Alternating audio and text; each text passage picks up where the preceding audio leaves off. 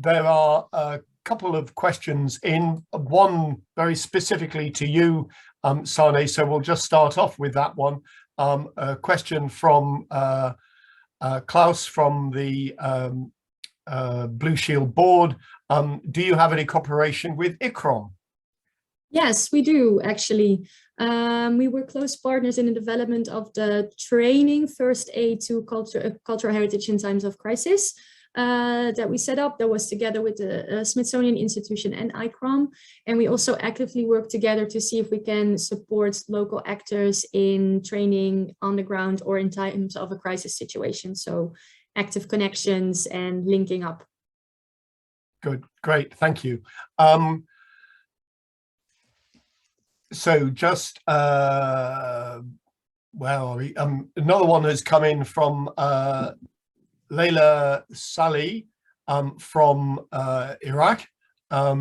Is there an update stakeholders mapping in terms of security and military forces? For example, in Iraq, the responsibilities are changing always based on the situation, the nature of the crime, and developing new units. Have we got, is there a way of keeping everything up to date, I suppose, is the question, and who is who?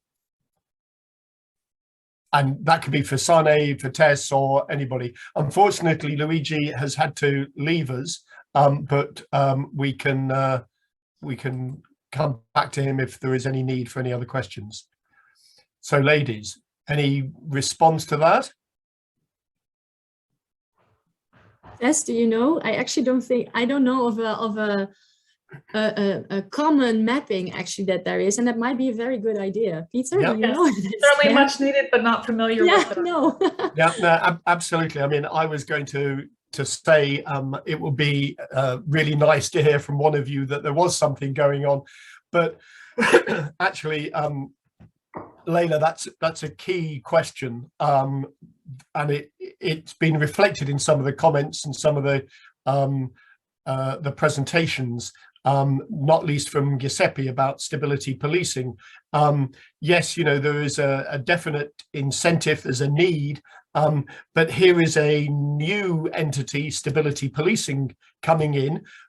It's fantastic that the Centre of Excellence wants to get involved, wants to push CPP, but how does it actually fit with everything else that's going on? And what is great in that particular instance is that we're at the beginning of that conversation and we're already all together. So Tess and I were there in Vicenza a couple of weeks ago. So that's great, but there are so many others who are also interested in getting involved and how we work there. So it's an interesting one, and it's certainly something that I think we should be trying to sort of certainly consider and see how we can develop it. Does anybody else have any questions? There were a number of questions in the chat which seem to have been answered in the chat already. And Luigi managed to answer a number before he left.